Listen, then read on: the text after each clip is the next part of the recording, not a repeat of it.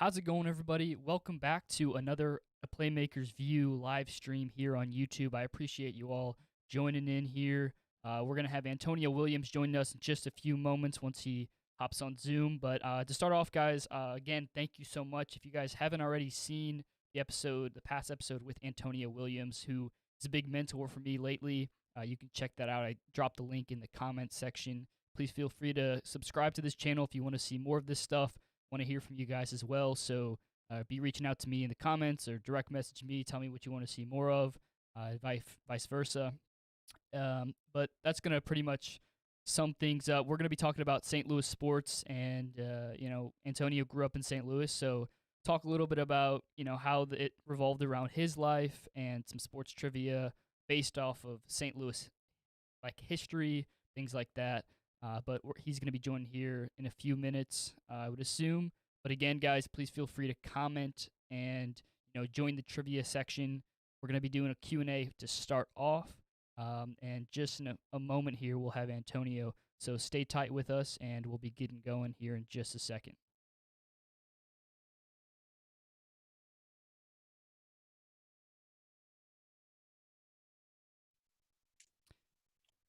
Alrighty, well, can you hear me, Antonio? I can hear you. Yes, I'm just going to go with my AirPods are acting up, so I'm going to go just with my straight computer audio here. All right. Can you hear me? Yeah, I can hear you loud and clear. Perfect. Good. All right, so guys, like I said, Antonio Williams joined the stream. This is only the third stream I've done, so it's an honor to have you on. Let's just start with, if people who haven't seen the episode with you, who are you? Yeah, how'd you grow up, and your love for basketball, but just sports in general. How did that come about? No, yeah, when we had that conversation before, I appreciate you having me, Jamie. It's always great to we all like to talk about ourselves, but it's also great too when we have that local tie. And you and I have talked offline quite a bit. So love the work you're doing. Honored to be here. And again, whenever I get a chance to do something with someone that's tied into the 314, I have to do it, man, because those are my roots. That's where I was born. Was born there, grew up in California, and played sports in St. Louis. Played my summer baseball in St. Louis as well.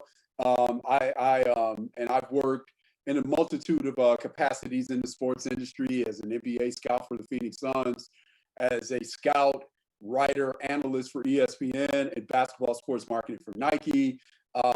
Unfortunately, I worked for the Boston Red Sox when we won the World Series in '04 in scouting, and also worked in the NBA league office, also led a basketball division for a major financial management company for professional athletes. Started it and led it. So been around the block in sports, currently doing content now. Just launched a show called The Antonio Williams Show for I Am the Sports Connect. I'm on the Vocal Now Network. So we're coming here on every Tuesday. So again, Jamie, I appreciate you, man, giving me an opportunity to fellowship with you again and talk about our various ties to this great city of St. Louis. Yeah, for sure. I really appreciate you doing that. And, you're a man of many backgrounds, so who better to learn from than yourself? So talking about, growing up in St. Louis, being a part of, well, I guess you just were born in St. Louis. But, there was growing up there too as well. Yeah, it's both St. Louis, Southern California. Yeah, so, growing up, maybe your dad, your family in general, did you go to sports events? What does the city of St. Louis and those fans, like you said, we talked about it a lot, off air, about just the impact. I mean, some people don't realize, when you're born into St. Louis, you're a sports fan. Unfortunately, only for the Cardinals and the Blues right now, but we're known to have great fans and all that stuff. So, what does that mean to you, and how has that impacted your life, and just shifted you to now being a sports guy yourself? No, it was great. Growing up there, again, of course, we all catch what we call Redbird fever, right, when it comes to the baseball Cardinals. So, the first organized baseball team I played on was in St. Louis.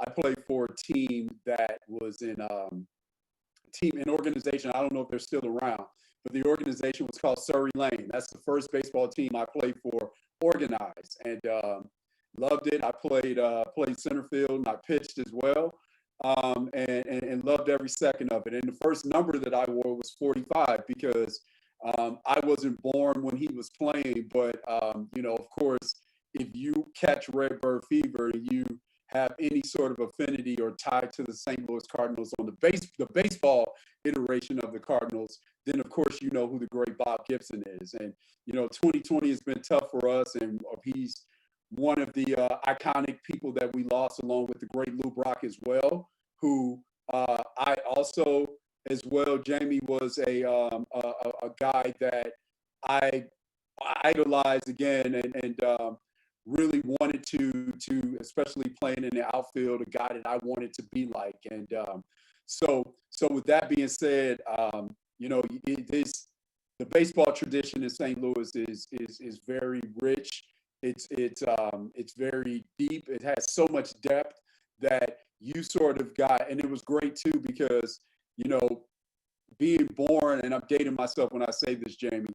Um, Even though we live in the quote unquote information age now, when I was young, there was no internet, there was no social media, all those things. You didn't have all of these statistics that were readily available to you. And what that's done is when things happen now, it makes people automatically say, well, if someone is great in this era, that means that they're an all-time great. And sometimes it dismisses the people that came before. And we had to really seek that information out. And some of these players that were held in high regard were players that I never saw play before, Bob Gibson being one of them. And, so he was sort of especially when I took the mound and they told me I was going to pitch, 45 is what it was on my first number. And then I ended up moving on and playing when I would come back to St. Louis in the summers, I played for an organization in Florissant, which was very, very rich tradition in terms of the talent and all of the players there. I played in, I think the park is called Weehawk Park in Florissant or in Hazelwood, and I played for a team called the Reds, and I was pitching as well, playing center field. And during that time, Vince Coleman was my guy. I was batting at the top of the order as well. So I wore 29, man. And, batting at the top of the order. I was hitting for power also and stealing bases. That was my guy. And so, again, it's just especially growing up during that time and being old enough to see that 80s iteration of the Cardinals and what they were able to do, and being the World Series in 82, 85, and 87. It's you just get bit by that, and you can't. It's hard to overcome that. Yeah, no, I definitely agree. And just being, I'm still 20 years old, and I've felt that already in my life, the impact of going to sporting events such as the Cardinals game or the Blues game. That was my next question for you. You have those role models and those guys that you watched and you were aspired to do or to be like, I guess. But Right. aside from that, when you went to games, my next question was for you is, was there a game in your lifetime that sticks out to you that I guess highlights just how much of an impact the fans here in St. Louis have? It's a Cardinals game, or the Rams were still in town. Unfortunately, they're not. But Right.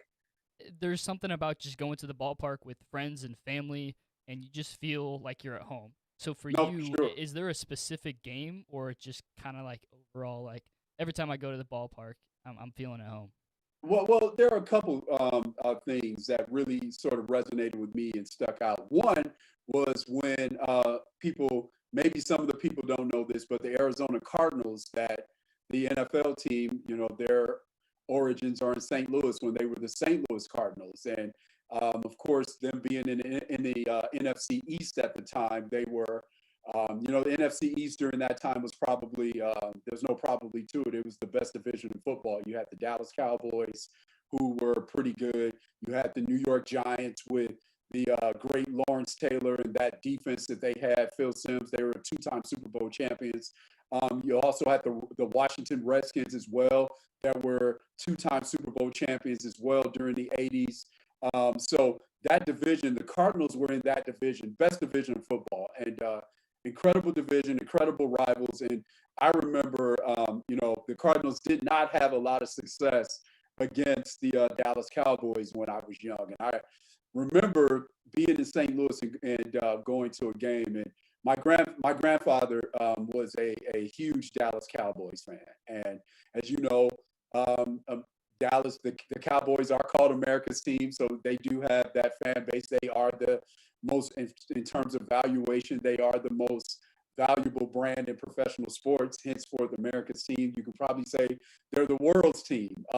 So with that being said, the Cardinals did not have a lot of success against them. Great games, just didn't have a lot of success in terms of winning. Well, this particular year they won. And I remember going to the game with my uncle, and we were just having a ball going to that game. And, there was a guy that was in front of us, Jamie, that was a Cowboys fan. And the Cardinals were lighting the scoreboard up. This is Neil Lomax, Roy Green, Stump Mitchell. I mean, the Cardinals had a really good team. They had a really good team. And, Everson Walls, who's a cornerback for the Dallas Cowboys, it was a great cornerback in the NFL, lives here in Dallas where I live now. And we talked about this, and he said, I didn't understand why they didn't win more games, because when we played them in the 80s, the Cardinals had really good talent. And then they did. So I say that, well, it was clicking this year. J.T. Smith, again, Roy Green, I mean, they were clicking. And the guy that was sitting in front of my uncle and I was a Cowboys fan. And every time the Cardinals, and he had a Southern accent, so he probably maybe came from the South and was up in St. Louis watching the game. And every time the Cardinals, scored with his Southern twang, he was, "Hey, beer man." So it was hilarious. So my uncle and I were just having, because we were kids, and that was hilarious. And every time they scored, it was almost like it was, when people play drinking games when certain words are said on TV or seeing things of that nature. It was every time the Cardinals scored, he had to get a beer, and he was definitely loaded because the Cardinals scored a lot and they won. So that was one of my big memories. But then another one came when I was in my professional life working. And, I don't know if we want to talk about that, but when I was working in scouting for the Boston Red Sox, and we were attempting to break the 86-year curse, and we played the Cardinals in the World Series. And, because of my familiarity with 314, I told a lot of my coworkers, hey, when we get to St. Louis, don't be surprised that when we get off the bus, and of course we're in our Red Sox jackets and things of that nature. The front office that came to St. Louis for games 3 and 4. I told them, don't be surprised when we land here that if the Cardinal fans welcome you, and which is very atypical for teams in the Northeast and fans in the Northeast. And, they looked at me and they said, "What? Are you sure?" And I told them, "Jamie, I'm positive. Just be ready for it." And sure enough, we pull up in our bus after we flew in, and we were in Chesterfield. We were staying at a hotel there, and then, we make the commute downtown, and this is the old Busch Stadium. And we go in there, and sure enough, our charter bus parks. We get off the bus, and everybody has Red Sox jackets on. So of course, the St. Louis fans, being knowledgeable as they are, said they welcomed us. And my friends that I told that in the baseball operations department looked at me as if I had 3 heads, and I said, "I told you, that's how this place is. These are the most passionate fans that you'll find in this sport, in all the sports, but they do it in a way where they don't belittle." I've heard, we lived in Chicago before we moved to Dallas, and we all know the rivalry between the Cardinals and the Cubs, and the way that the Cardinal fans treat Cubs fans for the most part. And I'm generalizing when I say this. A Cub fan can go to a Cardinal game and feel safe at Busch Stadium and not feel as if, hey, I'm going to wear a Cubs jersey and I'm taking my life in my hands if I do that. So again, that was a fond memory for me. The other thing too about that memory as well, Jamie, is actually after I said that, I was so focused on trying to win a World Series title, and you're so consumed by the moment that I didn't really think about, man, this is a place where I came and watched games when I was a kid. I didn't, my uncle played baseball at Lutheran North, and I came back for the summer from LA, and I came back, and he was um, he played for Luther North, and Jamie, this is the old Bush Stadium where straight center was 414. This thing was massive, Yeah. and so these are great baseball players. So with the baseball players, when they would play at Bush Stadium, if you played in the outfield, you were just beyond the dirt in the infield because the park was so big. And my uncle played there one year. I think he played there actually a couple of years, and just amazing to see him on the AstroTurf there that did Vince Coleman in, and may have cost him the World Series and when it did Vince Coleman in. So just watching that, and then also too, just being there. I didn't think about it, Jamie, until we won the World Series, and it's Game 4. I'm standing at home plate, and I'm looking out there, and I see that 414 straight center, and it's surreal as we're on the diamond celebrating, and then that's when it hit me. It's like, man, like I have real strong roots here. This is the team that I rooted for when I was growing up, and now here it is that you are doing the scouting report to beat them, and just it was a Disney movie for me, to be honest with you, and just an amazing feeling. Yeah, it's awesome. I really like what you said about, them welcoming all the different fans. I mean, that's something that I've grown up with. I've never once been to a game here in St. Louis where there's been, well, maybe once or twice people are arguing about, someone winning and someone losing, but like there's so much respect that goes around in all the organizations here in St. Louis. I want to ask you real quick before we take a break. Do you have any experience like with the Hawks being here in St. Louis? That was a very short amount of time, but was there any ties to the basketball team? And I mean, it's been quite a long time since we've had a Right, basketball team. So, right. uh, maybe in the future, what are your thoughts on that? If we're ever going to see the NBA here in St. Louis again, it feels like it's never going to happen. But what are your thoughts on that? Well, it would be for me. It would be great to see the NBA in St. Louis. It'd be awesome. I think um, I think St. Louis could certainly support an NBA team. It'd be a great rivalry with the Bulls, as from a geographical standpoint, because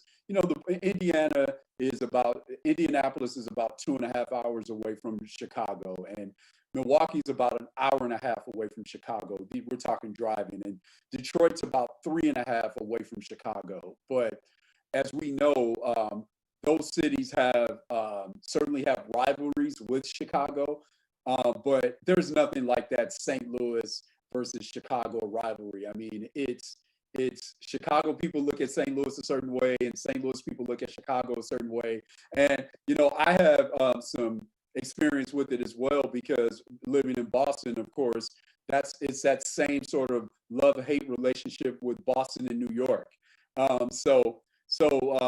it'd be great to see a team in St. Louis. It'd be awesome. No experience for me with the Hawks. I think the Hawks moved before I was born. They moved to Atlanta, but of course, the great Bob Pettit played for the St. Louis Hawks. So it would have been an amazing opportunity to work for an NBA team. And one thing, Jamie, is when I did get a taste of winning that ring, it's certainly true. And I've had the same experience throughout my career when I was playing as well. When you get a taste of that success, you always want more, and you're always hungry for more, always wanting more. So it would have been amazing after, of course, you get a taste of winning that World Series in Boston and breaking that curse. It would have been amazing for me to ring chase in St. Louis and be a part of an NBA organization that brings the title to St. Louis. But I think the city would support a basketball team. I think the arena where the Blues play at, I think it's going. You tell me. The last time I saw it, it was in I think 18. I saw, Hmm.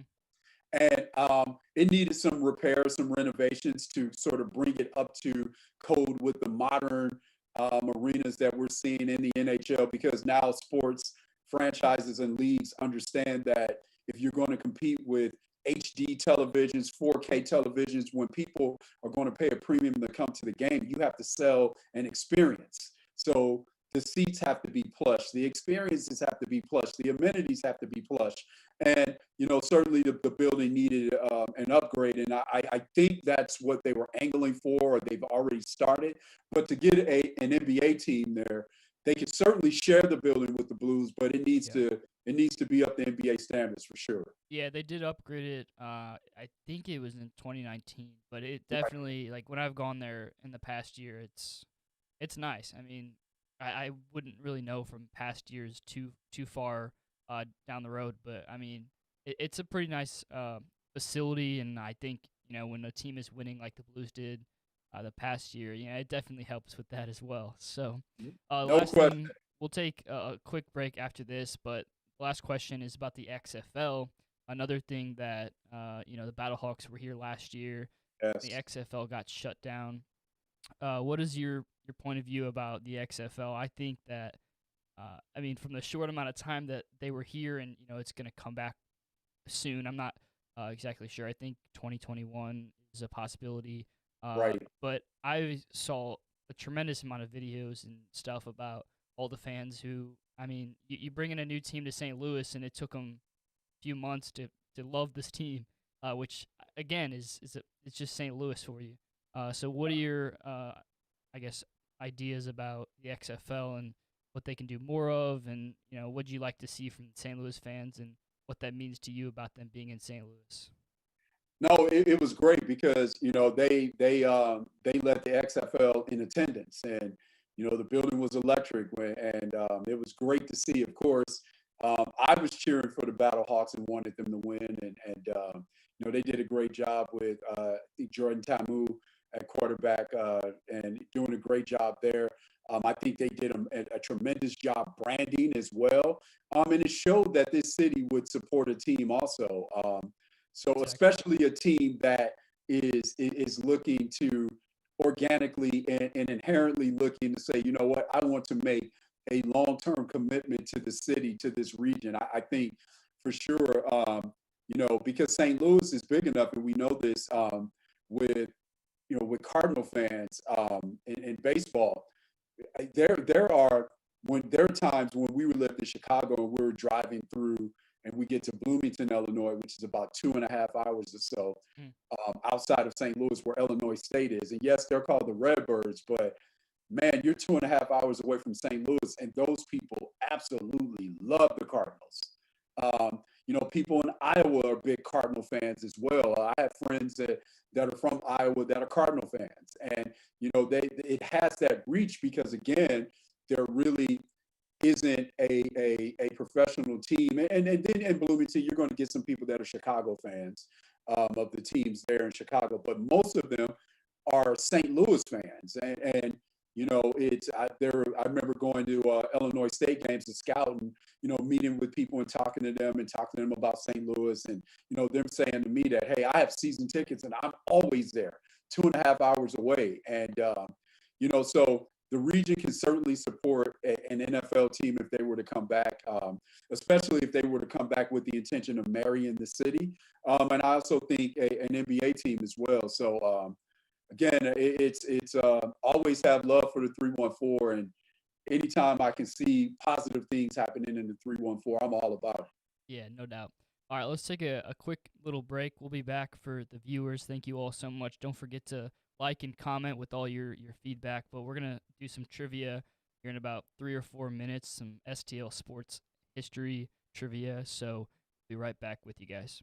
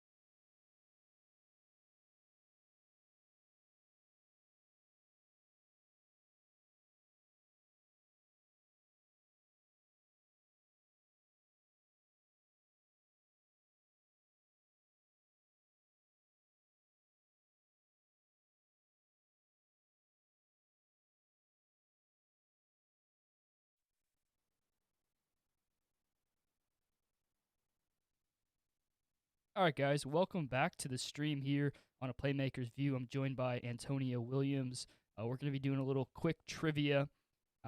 Sports in St. Louis is our main focus of this podcast stream. So if you guys know the answer to these questions, feel free to reach out and put it in the comments. There's going to be a 60-second countdown, as always, and we will start right now. So the first question I have for you, Antonio, what year did the quote-unquote wizard Ozzie Smith hit his famous home run that is still shown to this day? 1987. Close. 85. Yep, there it is, 1985. And Go crazy, go folks. crazy, folks. Go crazy. Yes. And that was Off of Tom Niedenfuhr, correct? What's that? Off of Tom Niedenfuhr. Is that correct? It was on a Dodgers pitcher. Yeah, Tom Niedenfuhr. Okay. Yep. No Number more than 49. me. All right. Next question. Which Cardinals player hit 2 grand slams in the same inning? In the same inning? Yep. That's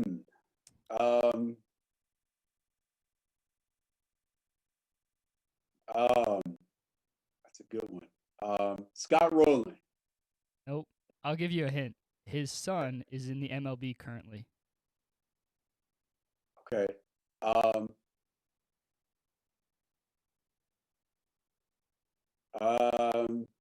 That would be. I don't know. Answer is Fernando Tatis Sr. Ah, Back in April 23rd, 1999. And again, it was off a Dodgers pitcher. We both know that Cardinals have a little bit of success against some Dodgers pitchers. right. Clayton Right. Kershaw, I'm sorry to say it. Yeah. Next question for you. So, the greatest show on blank was a nickname for the St. Louis Rams in what year? Greatest show on turf, 2001. Yep. So is I believe 1999 was. Did Kurt Warner play for them in 1999, or is that in 2000, 2001? I think it was 2000, 2001, if I'm not mistaken. And he won it with them, right? He was the quarterback at that time. They won, right? Yes, when Trent Green got hurt. Okay. Yes, Trent Green got hurt the first preseason game, and Dick Vermeil cried. And the great Dick Vermeil is very emotional as a coach. And the Rams had a really good team that year, and Trent Green was a quarterback. A local product as well. I think Trent Green played at Vianney, if I'm not mistaken. Yeah, Vianney. Yep. Yep.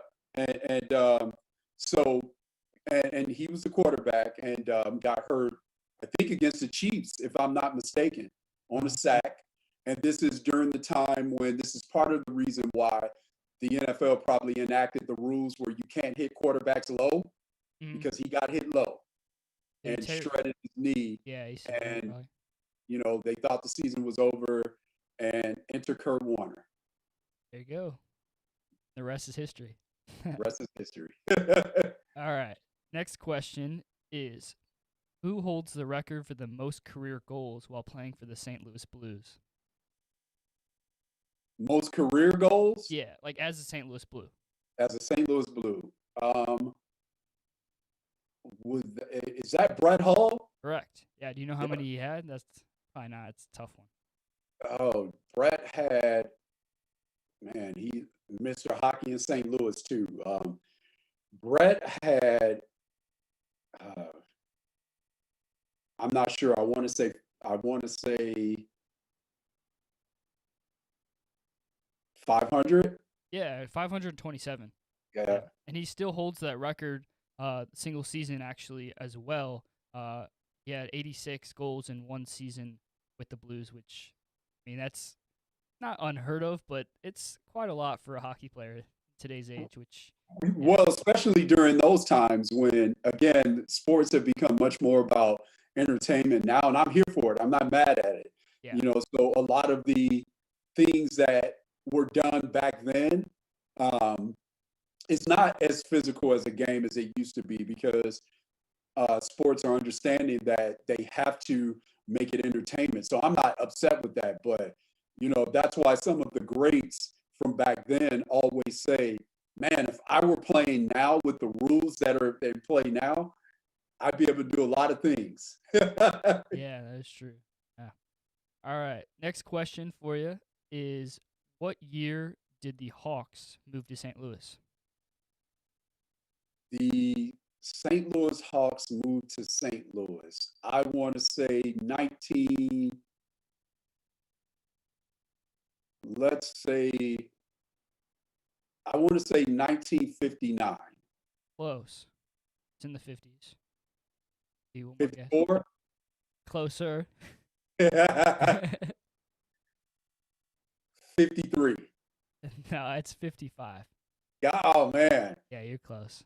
Yeah. Uh, all right. I wish they were still here. I miss NBA. Oh, it'd St. be Louis. great. I mean, I never got to experience it, and I wish I did because my mom always tells me stories about her dad getting her courtside seats, and I actually have never been to an NBA game ever. So it'd be nice to have it here in St. Louis. No, for sure. It's a great experience, especially when the team is good. And of course, they had great teams. Easy Ed McCauley, Yeah, of course, Bob Pettit. yeah, They had incredible teams here, for sure. yeah. Well, if you know a little bit about that, the next question for you now is, what year did the Hawks win the NBA championship? The Hawks won the NBA championship. I want to say 1964. Oh, it's still in the 50s. 59. Close. 1958. Yep, 58. Yep, got it.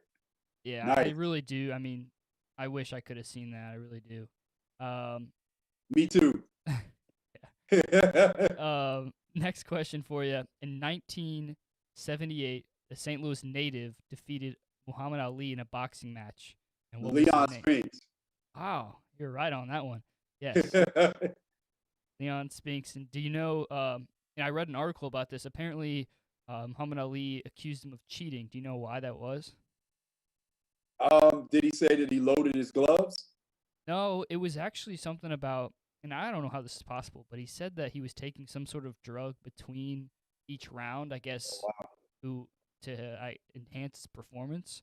Wow. I'm not sure if that was ever like stated to be true or whatnot, but Muhammad Ali's was one heck of a fighter. So The greatest of all time. Yeah. yeah, No, Leon Spinks. And, it's great too because St. Louis has a really rich sports tradition. Leon Spinks, Michael Spinks, Corey Spinks, all world heavyweight champions. We have Devin Alexander now.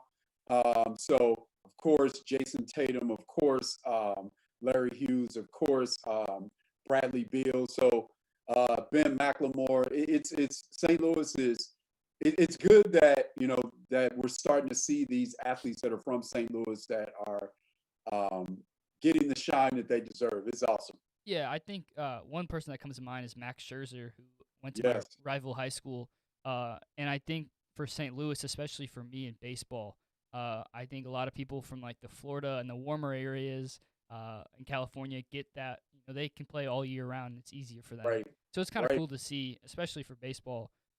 Those athletes get into the major leagues and for having some sure, success because for sure. Max Scherzer isn't, and Jason Tatum too. I mean, he's not only an NBA player, but he's one of he's pretty good, pretty darn good. I Yeah, actually, I don't know if you've had a chance to watch him, but when he was in high school and Chaminade was in their state run, I got a chance to watch him, and I mean, from the moment I saw him, I was like, this kid's gonna be special. So pretty cool. no question. Him and uh, um, Tyler Cook as well was Yeah, on that team. yeah, So another pro also. So no, it's really good to see St. Louis athletes get their just due. I can tell you this. I always wanted Mark Burley to play for the Cardinals, and he got when he was just dominant with the White Sox. I yeah, mean, dominant, and yeah. always wanted him to be a Cardinals pitcher. Yep. All Yeah, right. This one might be a little tough. In 1945, which member of the St. Louis Browns, which was the Cardinals but originally the Browns, which right. player played with just one arm? Oh, play with just one arm. Yeah. Uh, I don't know that one. All right. The answer is Frank Mancuso. I think is how you pronounce his name. He actually played 77 games with just one arm. Uh, Wow.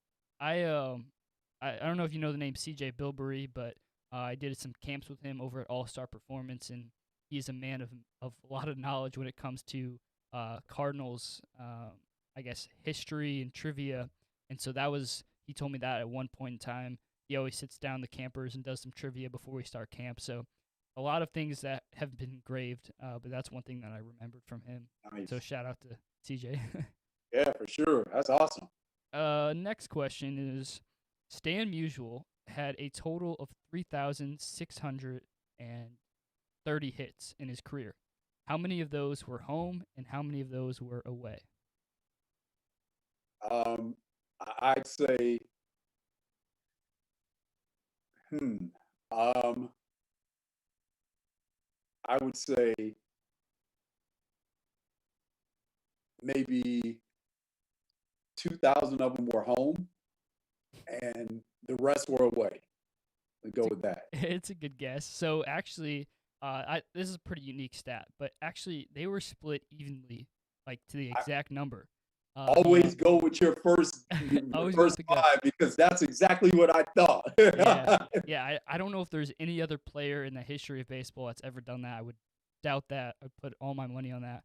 But Right. 1,815 at home and 1,815 on the road, which is amazing. And another player I wish I could have seen play because, like you said, the times were different. But to be able to have that many hits and just so much success. And also, when we talk about the city of St. Louis, Stan Musial is someone that we all love, and unfortunately, you know, we can't have him in our lives anymore. But it's someone that I grew up, hey, Stan Musial is the man. So, Right. someone that I really kind of guess is a role model and stuff like that. No, for sure. No question. No Yeah. question about that. All right. Last question is this is not really a specific sport, but what year did St. Louis host the Olympics? 1904. That is correct. And again, I was reading an article about this one, and it turns out that this year marked the first year that the Olympics were held in the United States. So originally they were, across the country, but in the United States, St. Louis held the first ever Olympics, which I think is pretty awesome stat. And I don't know if this is correct too, but I think they awarded, how you get bronze, silver, and gold, but that was the first year that they gave out those medals. So again, some rich history here in St. Louis, and I love this city. I want to stay here forever. I want to talk a little bit about just sports in general now. Uh, you know, where do you think St. Louis lies in the quote unquote best sports city? I know people have talked about that a lot.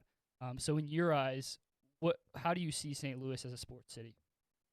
No, I think again, it's a great sports city because you see this a lot, especially in professional sports. It's hard to get, I guess, for lack of a better term, unconditional love because you are a professional, and people love you when you do well, and they don't like you when you don't play well. And um, playing in St. Louis is probably the closest that you can get to being a professional and having that relationship where it's genuine support and people really like you. They really want you to do well.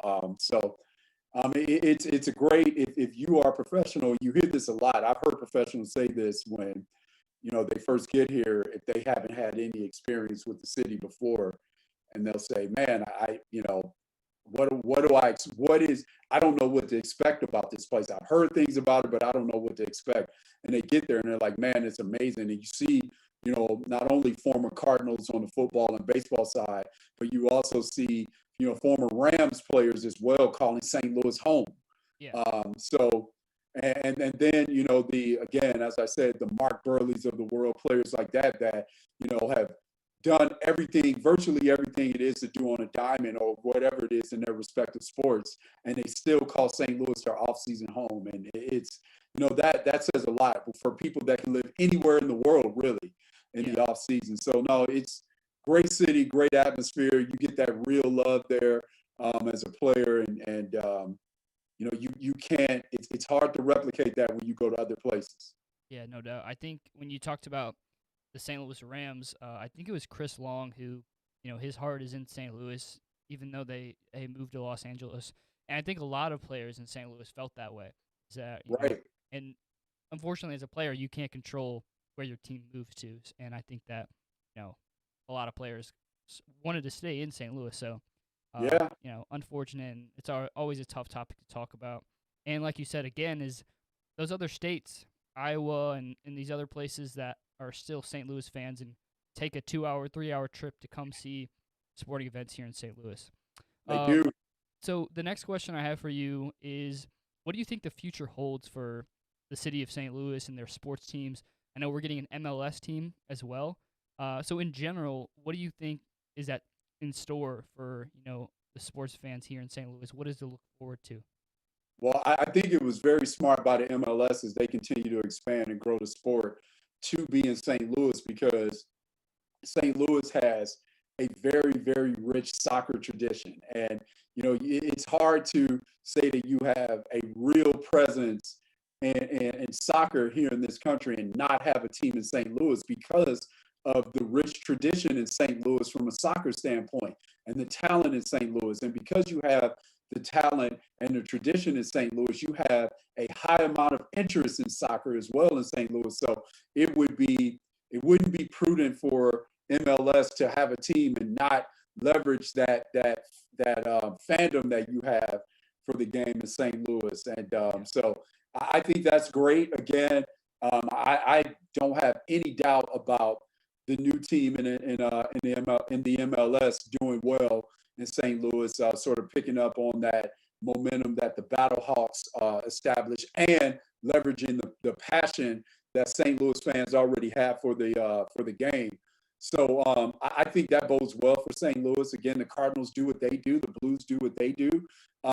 So I think that as if there are leagues that are looking to expand, the NBA, NFL, maybe again, I just, I look at St. Louis and I say, man, this would be again a great city for to support those teams. And the other thing too is with the central location as well, it's not a hard flight for teams that play on the West Coast, teams that play on the East Coast, teams that play in the South, teams that call the North home. So, and when you're a player, you're always looking for those easy trips where you can get in and get out. So, I look at that and I see the things that are going on in St. Louis, how the city is again embracing these teams. It would be amazing to see some of these other sports continue to expand there for sure. yeah, I agree, and I hope that in the future, we have some more teams. I know it's just pictures right now, but you see when you go downtown the construction of all the things happening in St. Louis. But that MLS stadium has potential to be very, very beautiful. And Yes. the idea of playing in St. Louis, you have the arch, you have so many things, so many factors, and it truly is an amazing city. Yeah, it's, great food. That's one of the things that Yeah, people that aren't from St. Louis don't know until they get to St. Louis. It's amazing food um, because with it being in the middle of the country, the roots of the city, you have different neighborhoods. You can go and get different types of food, and it's authentic. So it's a great experience. Again, easy to get to. Lots of things going on from a cultural standpoint. Lots of diversity, all of those things. So I would be, if I were, in that position to look at, okay, if a team is looking to move or we're looking to add a team, St. Louis would be at the top of my list for sure. no doubt. Yep. All right, that's going to kind of conclude things for today's live stream. I want to thank everyone who joined the podcast stream. Thank you so much, Antonio, for joining this. I know for me, it's an honor to talk to someone with such a great background, and we're going to keep doing this. And for you people who haven't seen the episode again with him, it's in the link in the chat. And like Antonio said, he's starting up a new. Is it just a podcast, or what will you be doing throughout that? So no, we'll be podcasting, but we'll be live. We'll be Okay. all on video. So I have a new show coming in, and as a matter of fact, it premieres tomorrow, and we're going to talk about, of course, we'll talk about basketball. I get to Yeah, leverage some of my experience there. But we'll also talk about football, baseball, mixed martial arts, boxing, um, fashion, and sports, because obviously sports drives fashion, and of course. fashion drives sports to a certain extent also. So we'll keep it fresh, we'll keep it current, we'll talk about all sorts of things, and very excited for it. And as I said, we premiere tomorrow, and looking forward to it, man. We'll have to do some things. Yeah, I'm excited. Guys, please check that out. Like you said, starting tomorrow. Where can they see that? Is that going to be on Instagram, or what platform are you So using for that content? it's on and this is good for St. Louis, because Nelly had a clothing brand called Vocal, right? And VOKAL. So you can find us at VOK, and that's vocal, VOKAL now. And Okay. you can also download that vocal app, VOKAL. You can get it in the Google store. You can also get it in the Apple store as well. And on a great network, lots of great shows on there. I'm truly honored to have a show on there and collab with the network, and I'm so excited by it. And yeah, everybody tune in, and I'll also post on as well when it premieres tomorrow. A. Williams Hoops. You can find me there on Instagram, Twitter. So yeah, I'm very excited about it for sure. Sir. All right, great. Thank you so much again. We're gonna close things up, but guys, feel free to reach out to me or Antonio with any questions, comments. Make sure you Sure. subscribe to the channel so you can see more live videos like this. I'll be trying to do it every Monday, and also have some other pre-recorded podcasts out on Friday. So that's gonna do it. Thank you guys so much. Appreciate it, Jamie. Thank you. Yep. Thank you all.